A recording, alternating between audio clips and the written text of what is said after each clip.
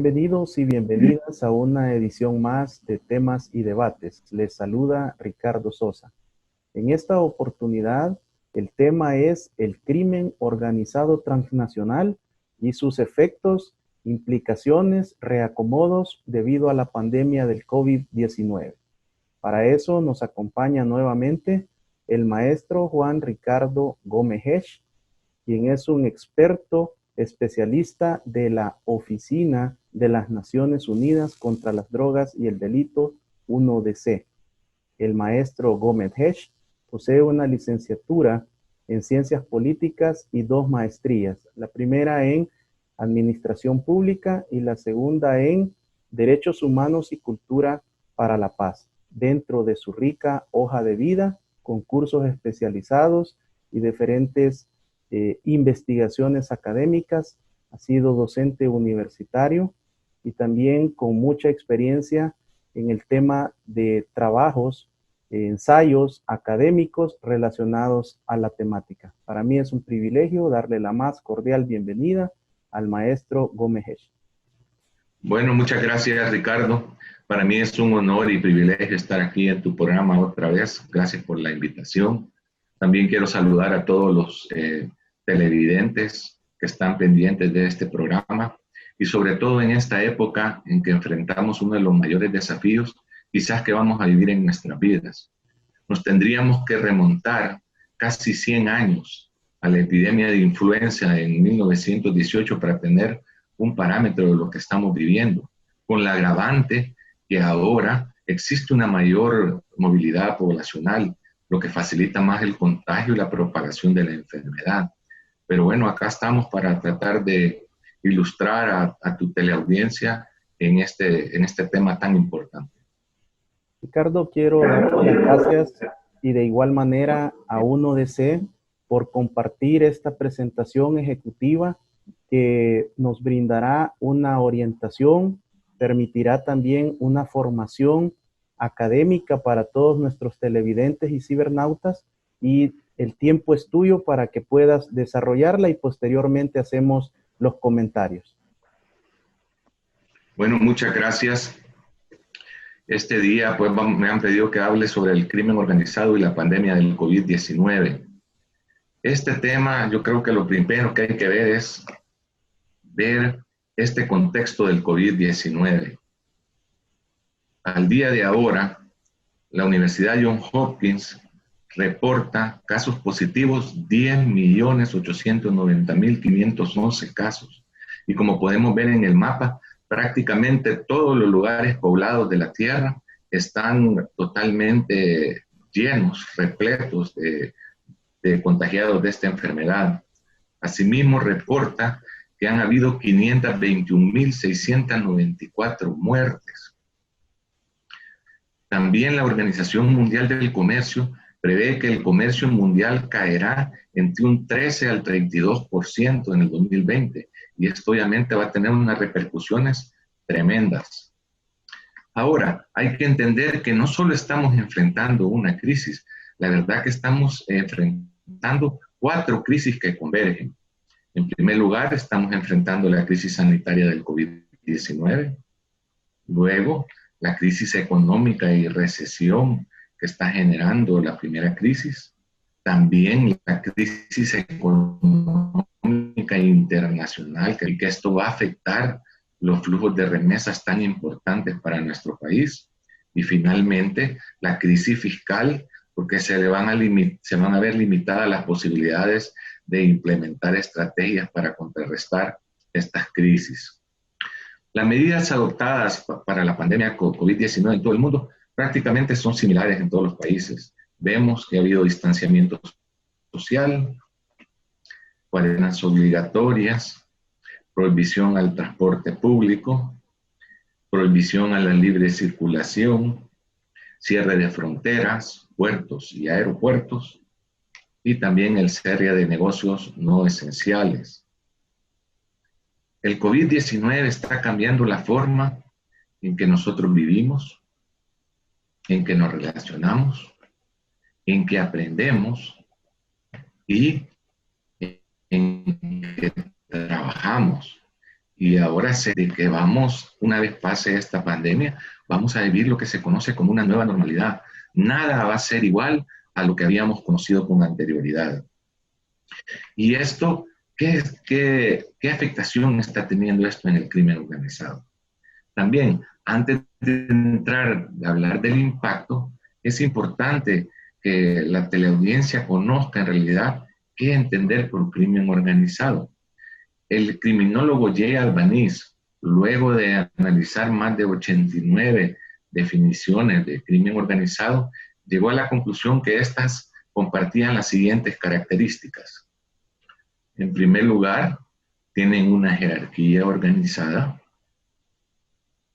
hacen uso o amenaza del uso de la fuerza, sus utilidades son obtenidas por medio del crimen, utilizan la corrupción para garantizarse impunidad y hay una gran demanda pública por los servicios ilegales que ellos proporcionan.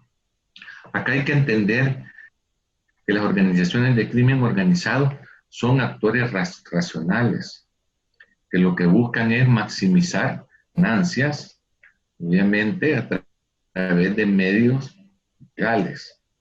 Las actividades del crimen organizado son bien variadas. Tenemos, para mencionar algunas, la procuración de productos ilícitos. Aquí se encontraría el tráfico de drogas, los bienes robados y hurtados, la falsificación y piratería. En la prestación de servicios ilícitos tendríamos los servicios sexuales, los juegos ilegales, el tráfico y trata y el sicariato. En la infiltración de negocios lícitos tendríamos el fraude y contrabando y el lavado de dinero.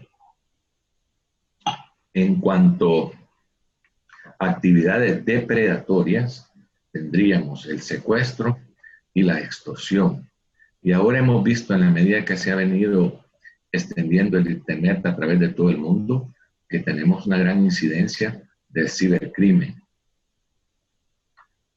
Ahora, estas organizaciones se ven potenciadas por las fuerzas del mercado y aquellas oportunidades que se le presentan. O sea, hay que ver estas estructuras como empresas, como negocios. En este sentido, estas organizaciones lo que van a buscar es consolidar sus mercados, diversificarse y proteger sus cadenas de suministros para brindar sus productos al destinatario final. Ahora, uno de los grandes errores que se cometen en el combate al crimen organizado es concentrarse en los individuos y no las organizaciones. Acá lo que se da es lo que se conoce como el fenómeno de la hidra, que se corta una cabeza, pero inmediatamente salen dos a sustituirlo. Acá lo importante es que estas organizaciones deben de entenderse como lo que son, redes. Acá podemos ver cómo con anterioridad se visualizaba una red de narcotráfico lineal y vemos los nodos de cultivo, producción, distribución, comercialización, consumo y lavado de activos. Y aquí podemos ver ahora cómo se ve en la actualidad esta misma red de tráfico de drogas. Vemos que están los mismos nodos de producción, cultivo, distribución, comercialización, consumo y lavado de activos, pero vemos que está en una forma más dinámica y vemos ya los nexos entre todos los actores que participan en la misma. Igualmente, otro error común es asociar al crimen organizado con la violencia. Sí, ellos utilizan la violencia, pero no es su principal herramienta. La verdad que su principal herramienta para expandirse y fortalecerse es el dinero, porque esto les permite a ellos utilizar la corrupción para lograr sus objetivos. Y el dinero a estas organizaciones les sobra. Se calcula que se generan 2.2 trillones de dólares al año por parte de las actividades ilegítimas de estas organizaciones. Y tener tanto dinero, obviamente es un problema el moverlo. Si nosotros vemos lo que pesa $1.000.000 en efectivo, en libras, si estamos hablando de billetes de $100, estas pesan 22 libras. Si estamos hablando de billetes de $20, estamos hablando de 110 libras. Y si hablamos de billetes de $5, estamos hablando que estos pesan 440 libras, lo que difícilmente puede cargar una persona por sí sola. Y como vemos, la mayoría de dinero que se recoge es en moneda de pequeña denominación, en billetes de pequeña denominación. Y eso hace que es uno de los máximos problemas, es qué hacer con tanto dinero. Ahora, el problema que enfrentan, digamos, nuestros países a esta amenaza del crimen organizado es que nosotros tenemos que enfrentar esta amenaza con una gran fragilidad y una gran debilidad de nuestro sistema político, de nuestro sistema judicial y de nuestras instituciones. Agravando la situación, vemos que hay escasas oportunidades tanto de movilidad social como de movilidad económica. Hay una inequidad en la distribución del excedente económico generado en la producción. Y nuestros países cuentan con recursos quizá no limitados, sino que limitadísimos para combatir una amenaza de esta envergadura. Y por eso esta lámina a mí me gusta, porque si ustedes ven, así estamos como están los señores en los barcos al borde del abismo, a caer ante esta amenaza. Ahora, ¿cuál es el impacto que ha tenido el crimen organizado, el COVID en las organizaciones de crimen organizado? Por lo menos lo que estamos viendo hasta el momento, para en realidad medir cuál va a ser el impacto, se va a requerir que transcurra mucho más tiempo. Pero por el momento estamos viendo lo siguiente. En primer lugar, obviamente la pandemia influirá y dará forma al crimen organizado y a los mercados ilícitos. Igualmente, en un principio ha habido una reducción de actividades ilegales, como todas las demás organizaciones, a las organizaciones de crimen organizado, esto los tomó de sorpresa. Pero aquí hay que tomar en cuenta que las organizaciones de crimen organizado son organizaciones de aprendizaje. Esto quiere decir que aprenden de su propia experiencia, lo que les permite que rápido se adapten y aprovechen las nuevas oportunidades que se les presentan. Entonces, en el impacto del crimen organizado que estamos viendo, en lo que tiene que ver con el narcotráfico, es que está afectando el tráfico de drogas desde la producción hasta el consumo. Hay la disminución del comercio internacional, como lo señalaba, ha generado una escasez de precursores químicos para la producción de heroína, cocaína y drogas sintéticas. Hay una escasez de drogas, lo que ha aumentado los precios y ha llevado al mercado menor calidad de drogas. Esto es bastante peligroso porque la gente empieza a consumir drogas de menor calidad y muchas veces con sustancias que son mucho más peligrosas y ponen en peligro su vida. También ha habido una disminución de las rutas de tráfico de drogas por aire, sobre todo por el cierre de las rutas aéreas, así como una reducción drástica del transporte por tierra por los cierres de las fronteras. El tráfico en aeronaves ligeras hacia los países de tránsito aparentemente ha aumentado. Igualmente, la prioridad del transporte de drogas se está dando por la vía marítima. Se ha detectado transporte de droga en medio de cargas lícitas en contenedores. Ante el cierre de las fronteras, el incremento del tráfico terrestre de drogas y contrabando se está llevando por puntos fronterizos no habilitados, lo que conocemos nosotros como puntos ciegos.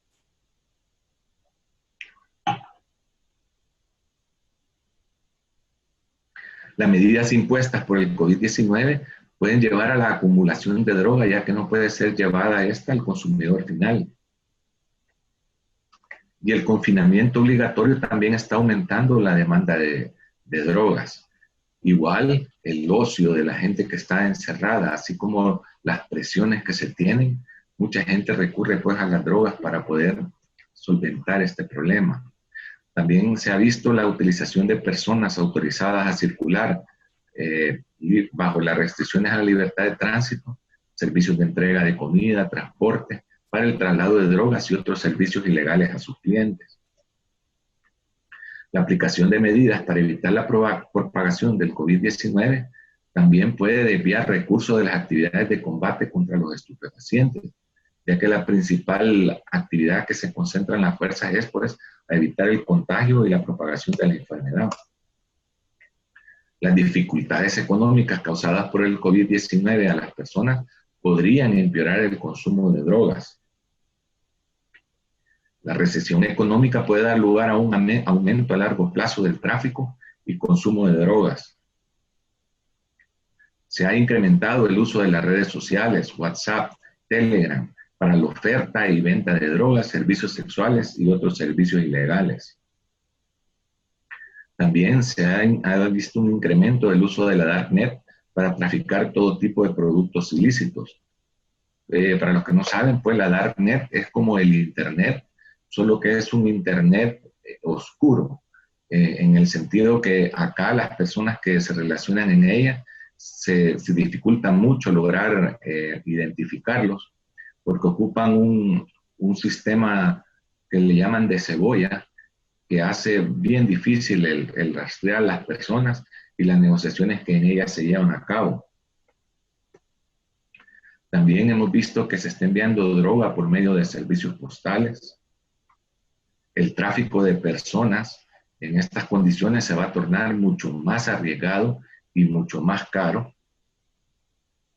La recesión económica y el desempleo puede incrementar el tráfico de personas.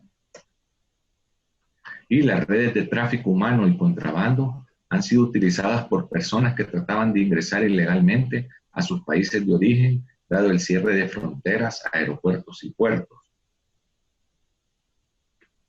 Ha habido un incremento sustancial de las estafas cibernéticas, el fraude, robo de identidad, la desinformación y otros delitos cibernéticos.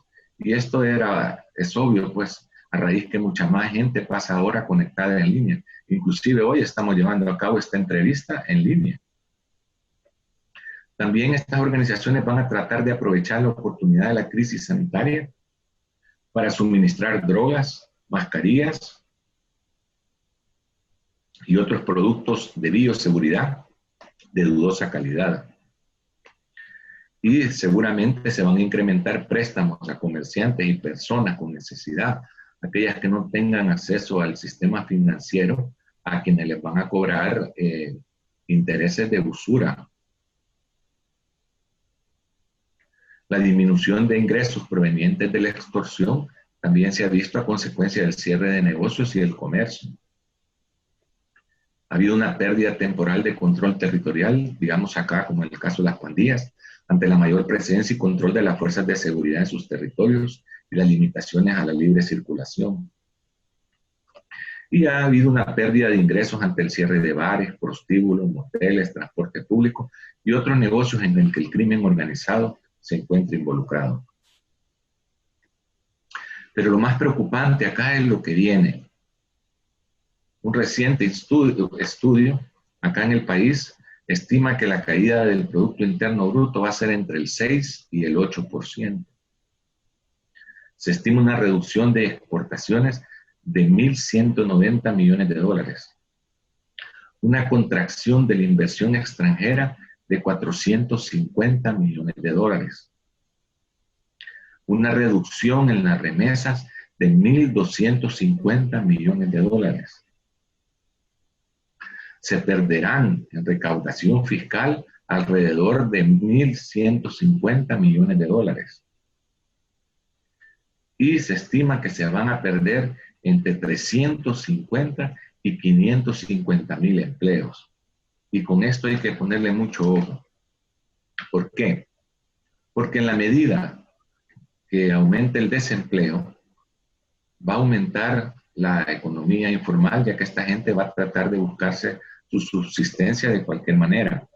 Esto a su vez va a ser una oportunidad para el crimen organizado de lucrarse, expandirse y fortalecerse.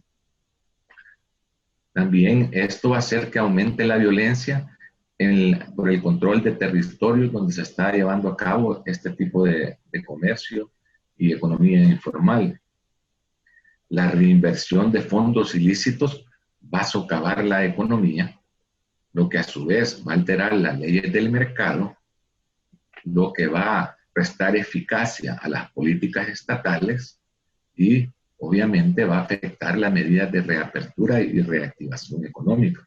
Esto hay que tomarlo muy en cuenta hoy que se está hablando de estos temas de la reapertura y reactivación económica. Y quisiera aclarar que no hay que estigmatizar la economía informal, pero sí es un hecho que a mayor economía informal hay mayor presencia de crimen organizado dentro de la misma. Pero bueno, esta es la exposición que yo les traía y quedo abierto a tus preguntas y pues muchas gracias por haberme prestado la atención y la oportunidad de presentar este pequeño informe ejecutivo. Muchas gracias, Ricardo, por esta excelente presentación ejecutiva que nos ha brindado una orientación sobre cómo ha estado el comportamiento del crimen organizado transnacional con los efectos de la pandemia por el COVID-19. Hacemos un corte y al regresar conversaremos sobre el análisis, sobre tus opiniones y toda la reflexión que esta presentación nos deja y también cuáles son las investigaciones que está desarrollando en términos académicos, técnicos especializados, la Oficina de las Naciones Unidas contra las Drogas y el Delito. Regresamos.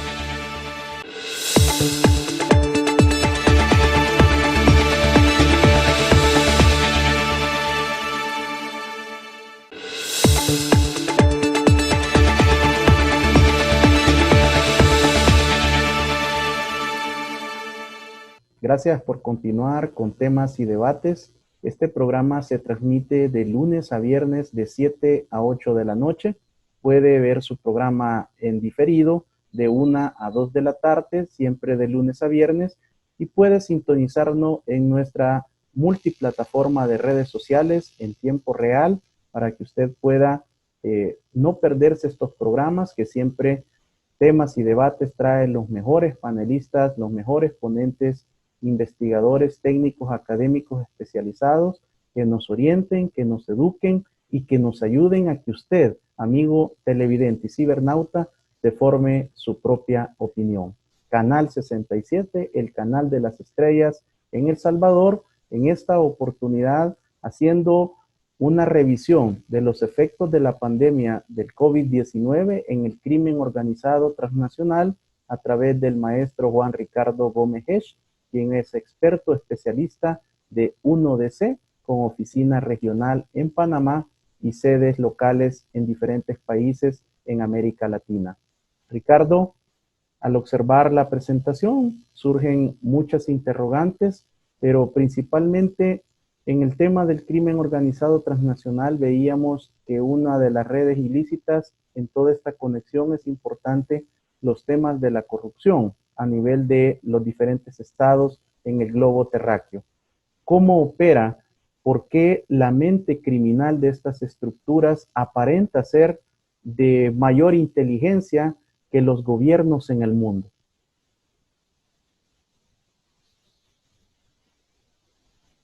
En primer lugar, la corrupción es quizás el principal instrumento de las organizaciones. Aquí hay que entender algo.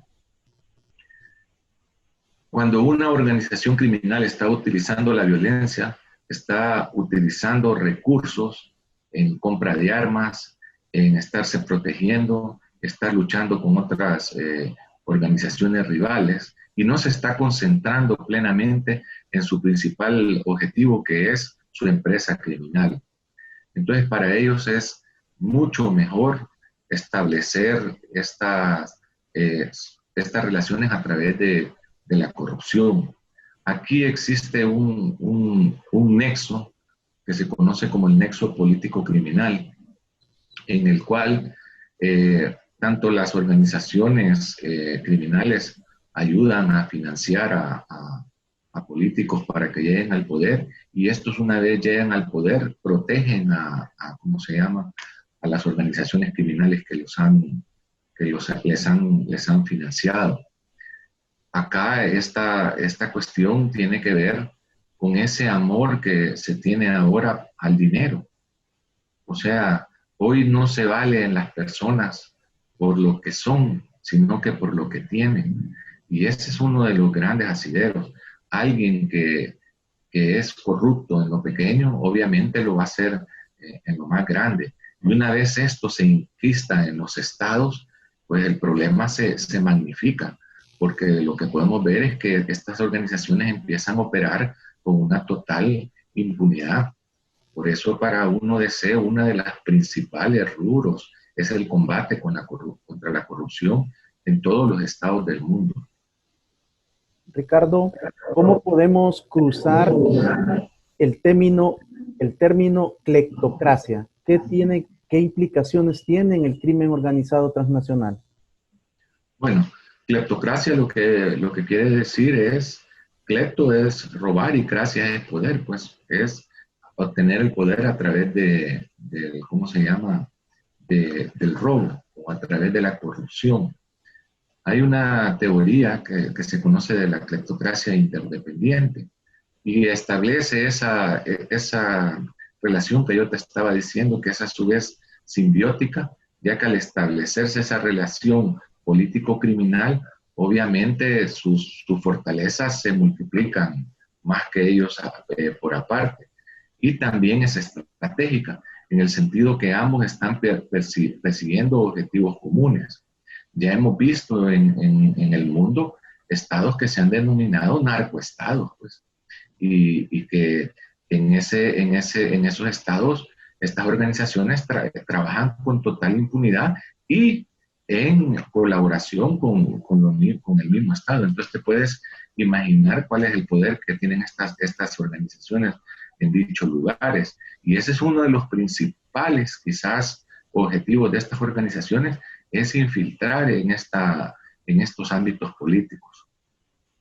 Ricardo, ¿cómo se da esa mutación de lo que es el inicio de estas relaciones del crimen organizado que usualmente son parasitarias, pero cómo se da esa migración a tener una relación ya simbiótica?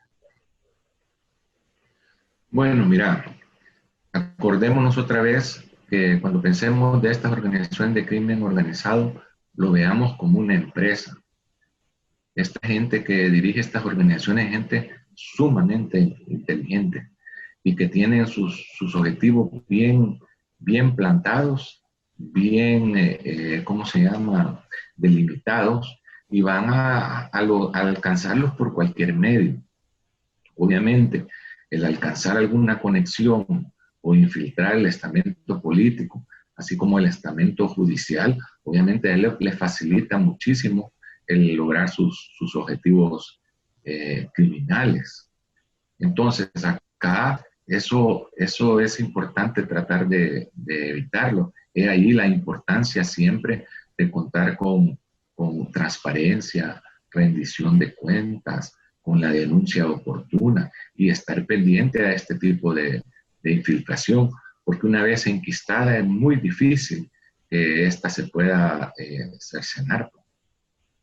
Ricardo, previo a la pandemia por el COVID-19, el orden en cuanto a la carta de presentación de estos negocios ilícitos de estas redes era narcotráfico, trata de personas y tráfico de armas. ¿Cómo ha cambiado esta dinámica con la llegada de la pandemia del COVID-19? Bueno, mira, yo creo que no ha cambiado mucho. Las tres actividades se mantienen. Lo que afectó es que esto lo tomó por sorpresa a todos, así como nos tomó a todos, pues. Y todo el mundo ha tenido que adecuarse. Tú estás viendo ahora cómo los comercios legales se han tenido que reestructurar para vivir con esta nueva normalidad y con estas nuevas medidas, cómo se están haciendo más transacciones en línea, cómo se está educando ahora a distancia. Pues igual ha ocurrido con el crimen organizado. Por eso yo decía al inicio que para ver el impacto tenemos que dejar transcurrir algo de tiempo para ver en realidad cómo estas organizaciones se van a estructurar. Acá yo creo que es bien importante que estas organizaciones tienen una gran ventaja sobre, digamos, las organizaciones estatales. ¿Por qué? Porque tú sabes muy bien que para un criminal su máximo valor es su palabra. Allí las relaciones se hacen dando la palabra y son rápidas, un estrechón de manos, y si tú no cumples, pues lo que te pasa es que lo pagas con tu vida. Pero esto los hace a ellos llegar a alianzas, establecer relaciones, establecer nuevas rutas de tráfico con una rapidez mucho mayor que la que puede tener un Estado, que tiene que esperar a que se hagan leyes, que tiene que esperar a que se hagan convenios, que tiene que haber que haya memorandos de entendimiento, que muchas veces cuando ya se hacen, ya el fenómeno ha mutado a otra cuestión. Yo siempre he sostenido en las conferencias que yo he dado que acá nosotros queremos enfrentar una amenaza del siglo XXI con instituciones del siglo XIX, o sea, es demasiado lento, burocrático, y una de las cosas que debemos de ver es cómo hacer para que el Estado sea mucho más eficiente, más rápido y tenga la misma facilidad de adaptación que tienen estas organizaciones. Yo también siempre he dicho que estas organizaciones hay que verlas como redes, y la mejor manera de combatir una red es con otra red, y esta red tiene que ser tanto a nivel internacional, interagencial, como interinstitucional. Y este es uno de los labores que nosotros hacemos como 1DC, tratar de forjar estas alianzas, tratar de forjar estos lazos de confianza entre las agencias, instituciones, entre los países, porque es mentira que un solo país puede por sí solo combatir una amenaza que tiene connotaciones transnacionales. Si vemos, muchas de estas organizaciones tienen mucho más recursos que nuestros países aquí en Centroamérica. Ricardo, el fentanilo está cobrando mucho terreno en diferentes continentes. Incluso se ha llevado a series de cable, a Hollywood, haciéndolo parecer de que es una droga más social, una droga que está de moda. ¿Qué impacto está teniendo a nivel del crimen organizado transnacional la distribución a través de estas redes ilícitas? Bueno, en primer lugar, el fentanilo es una sustancia lícita que se utiliza para ¿cómo se llama? Para anestesiar, para dormir a las personas. Es un anestésico. Lo que pasa es que es un anestésico súper fuerte. Entonces, con una pequeña dosis, menos de gotas, tú puedes causar los efectos que causa la heroína, y es mucho más barato mezclar el fentanilo. Eso lo que hace es que si tú te equivocas en la dosis, lo que hace es que causa la muerte de la persona que lo está utilizando. Eso es lo que lo hace súper peligroso. O sea que las variaciones son pequeñísimas para que puedan causar la muerte. Y vemos que en Estados Unidos esta ha sido otra epidemia, pues, que ha causado la muerte casi según miraba yo las estadísticas del año pasado, casi de más de 80,000 personas que se han ido. Pero el uso es ese, que con una minúscula cantidad tú causas los efectos parecidos a los de la heroína. Y muchas veces se vende como que es heroína. ¿Cómo está el tema de los precursores para el crimen organizado transnacional en los efectos de la pandemia por el COVID-19? Hay una serie de limitaciones para poder obtenerlos. De alguna manera, si hay necesidad de la importación con el cierre de las fronteras, ¿cuál ha sido el comportamiento en estos meses? Bueno, también los precursores son sustancias legales, pues. Lo que pasa es que se desvían a fines ilegales al elaborar, ¿cómo se llama?, las drogas. Acá lo que está ocurriendo es que como el comercio se ha visto interrumpido, obviamente de donde se producen estos precursores hasta donde se procesan, estas rutas se han visto interrumpidas. el mayor productor de precursores es China, que es donde comenzó esta pandemia. Entonces, obviamente, eso está dificultando mucho la consecución de estas sustancias. Sin embargo, acuérdate que aquí estamos hablando de cuestiones químicas, y alguien que maneja la química puede encontrar ciertas sustancias en productos que ocupamos en el día a día. Si tú te acuerdas, en un principio las antigripales tenían una sustancia con la que se podían hacer metanfetaminas, y de repente mirabas aquí que estaban vendiendo todas las antigripales, porque yo creo que era efedrina la que contenía, y esta se estaba desviando para organizaciones criminales en México. Entonces, esta gente tiene la capacidad de pagar gente que tiene conocimientos de química y que pueden estar, ¿cómo se llama?, buscando cómo lograr salir de esta escasez de precursores tradicionales, digamos, que estamos viendo ahorita que existen a raíz de esta interrupción del comercio internacional.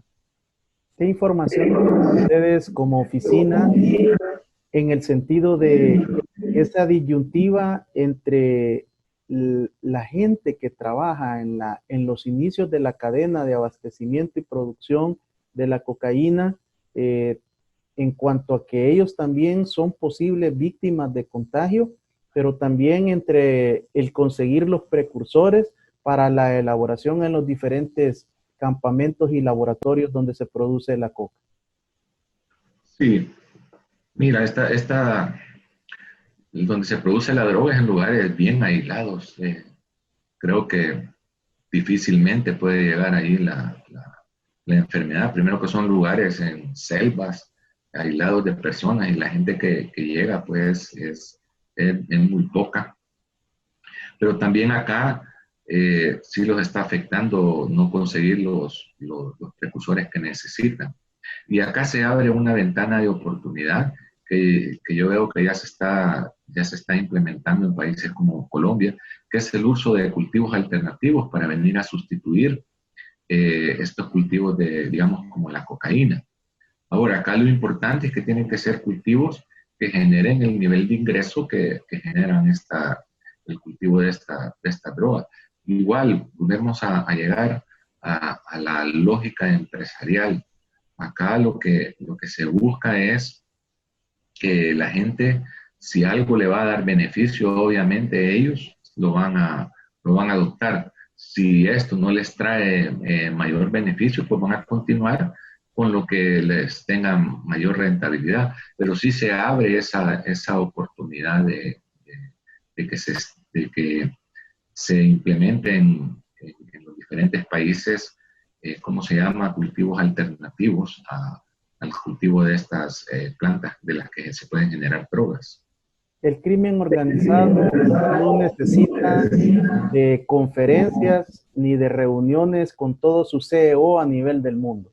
Se adaptan, se sobreponen, y cuando observaron todos estos bloqueos de fronteras, de rutas aéreas, terrestres, comenzaron a ingresar a una serie de negocios biomédicos, a vender mascarillas, alcohol en forma de gel y otra serie de implementos médicos. Por supuesto, muchos de ellos a nivel de imitaciones, y han ingresado en este tema del contrabando. ¿Qué información tiene la oficina sobre este desempeño y este cambio de actividad aparentemente momentáneo?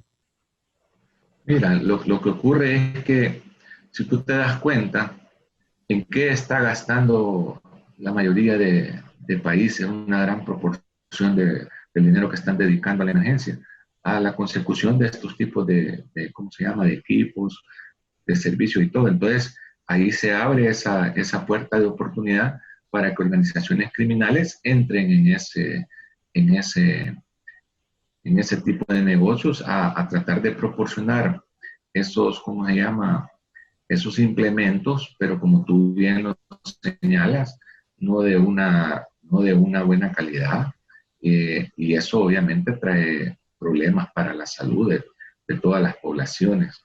Esta es una de las cuestiones que se pueden estar dando. acá en el país, por lo menos yo tuve reportes de que si no estaban en el negocio de esas ventas ambulantes que andaban vendiendo las mascarillas, pero por lo menos sí estaban cobrando su viaje para que la gente pudiera estarlas vendiendo. Pero hay que entender algo, en cualquier cuestión que genere rentabilidad grande, estas organizaciones se van a tratar de meter en cualquier lugar. Y lo vimos con ese gran escándalo que se dio de corrupción en la FIFA. Vimos cómo, aún en uno de los deportes más amados en el mundo, también se lograron infiltrar a manera de sacar dinero. Entonces, lo que hay que estar es a la expectativa y estar observando pues que esto no vaya a ocurrir. Ricardo, quiero que ahora veamos un rápido análisis de nuestra microrregión, el denominado Triángulo Norte de Centroamérica. ¿Qué han podido ustedes indagar del comportamiento de los actores de los grupos de pandillas? ¿Cómo han sido afectados y cómo se han adaptado y sobrepuesto a esta paralización también de sus actividades ilícitas? Bueno, obviamente las pandillas también las tomó por sorpresa esta pandemia, pues. En primer lugar, ellos mismos pueden resultar contagiados. Normalmente se encuentran asentados en aquellos sectores urbanos que hay una gran población y por lo tanto aumentan más las posibilidades de contagio. Pues yo hice un análisis acá a finales de marzo sobre qué estaba ocurriendo acá en el país en relación con este tipo de estructuras. En un primer lugar, pues obviamente la mayor presencia de elementos de la Fuerza Armada, de la policía, el aislamiento, la cuarentena, que no cualquiera podía andar en la calle, la gran cantidad de retenes, obviamente les limitó su movilidad. Pero ellos también rápidamente empezaron a también ejercer ellos su dominio sobre los territorios y vimos cómo ellos mismos también colaboraron en algunas veces a que en sus comunidades se respetara la cuarentena y vimos algunos videos de castigos que le estaban dando a personas, golpeándolas con ¿cómo se llama?, combates. Y también vimos que algunas organizaciones estuvieron partiendo víveres. Esto es bien importante. Estas estructuras se asientan en comunidades que ellos, digamos, los tienen que tratar bien a manera de que esta misma comunidad les proteja, pues, y puedan estar ahí resguardados. Esto no es nuevo, esto todo el tiempo que ha habido organizaciones de crimen organizado desde el tiempo de la colonia. Yo hice un estudio sobre eso. Y tú mirabas en la colonia que, digamos, toda la economía, todo el centro político y todo era en los centros de las ciudades. Y afuera se asentaban estas comunidades oscuras donde ya dominaban, ¿cómo se llama?, estas organizaciones. Pues igual ellos tienen que tener la protección de una comunidad. Y tú ves por eso que muchas veces, y aquí lo hemos visto en el país, se fuerza a la gente que no quiere colaborar a abandonar las comunidades a manera de asentar ellos gente que sea simpatizante. También vamos a ir viendo que en la medida que se vayan cerrando negocios y todo, también se puede abrir la oportunidad para que ellos empiecen a tomarse esos negocios. Acá en el país ya las pandillas ya dominan el narcomenudeo de lo que es la marihuana, pero también poco a poco se van a ir extendiendo a negocios lícitos. Lo vimos en esta operación Jaque, en todo el tipo de negocios, moteles, o cuestiones de transporte, bares que estaban ya involucrados, ¿cómo se llama?, estas estructuras. Entonces yo creo que ellos ahorita están en esa etapa todavía de adaptación. Habría que esperar más tiempo. Nosotros estamos monitoreando lo que está ocurriendo, pero en la medida que se vaya asentando, digamos, el agua, vamos a ir viendo cómo también ellos van a tener nuevas maneras de operar, nuevas maneras de cobrar su extorsión. Esa es otra de las cuestiones que les ha afectado. ¿Cómo le vas a cobrar tú a alguien que no tiene abierto su negocio, que no tiene quizás ni para comer? Pero en la medida que se activen, tener por plena seguridad de que algún arreglo van a llegar para ir poniéndose por cuotas o como sea, pero que van a volver a retomar la cuestión de la extorsión. En las investigaciones que han podido desarrollar, ¿cuál es la opinión que tienen ustedes en cuanto a los países de Guatemala, El Salvador y Honduras? ¿Las pandillas han ganado territorio o han perdido territorio en el confinamiento? Fíjate que aquí habría que ver, yo no conozco tan a profundidad la realidad de Honduras, de Guatemala como la de acá. Lo que sí yo sé es que a pesar de que pueden ser las mismas organizaciones, trabajan de diferente manera y tienen incidencias diferentes.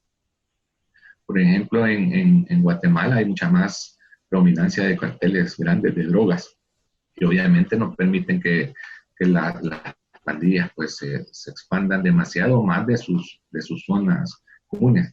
Y en Honduras pues he tenido conocimiento que se han logrado vincular al narcotráfico, que se están ya dedicando al tráfico de drogas de cierta envergadura, cosa que acá todavía no se ve, de que ellos quisieran, pero todavía no lo han logrado hacer, de involucrarse en ese tráfico a gran escala. Y el día que ellos logren eso, pues la amenaza se va a potenciar un sinnúmero, pues, o sea, va a ser mucho más peligroso.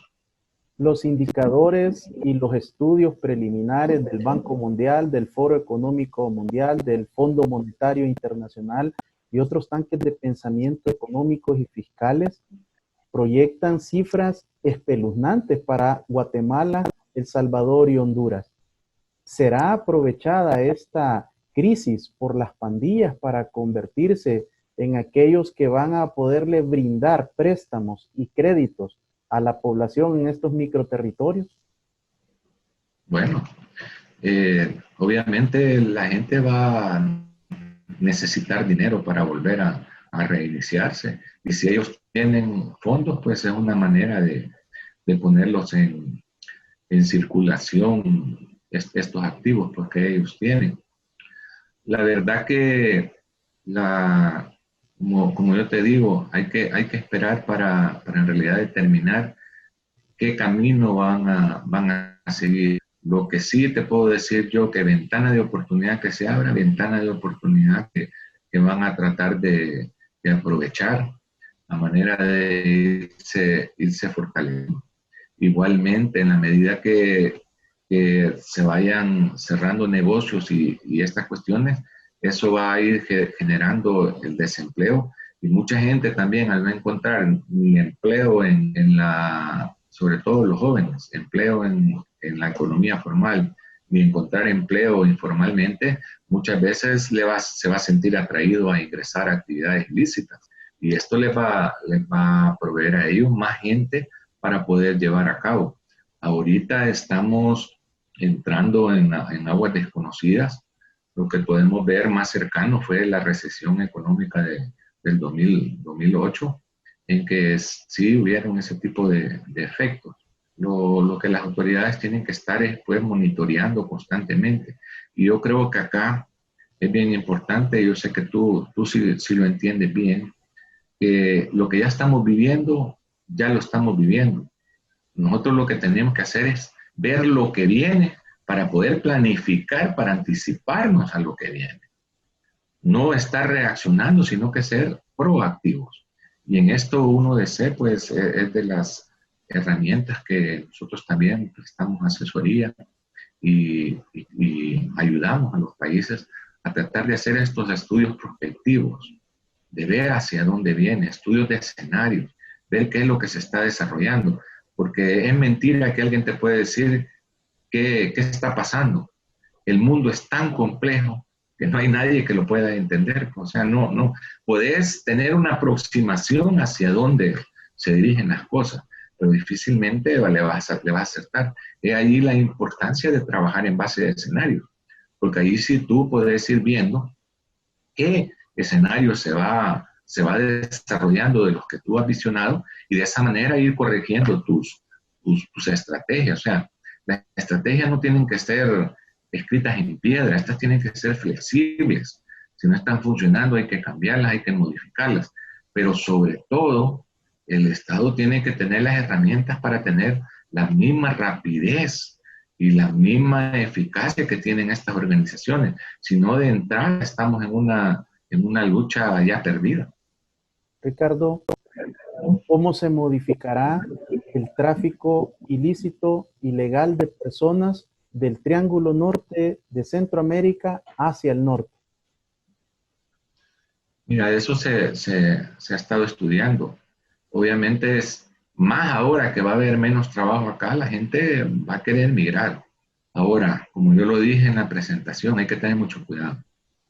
Hoy ese viaje va a ser mucho más peligroso y va a ser mucho más caro porque va a costar más ir pasando por los países.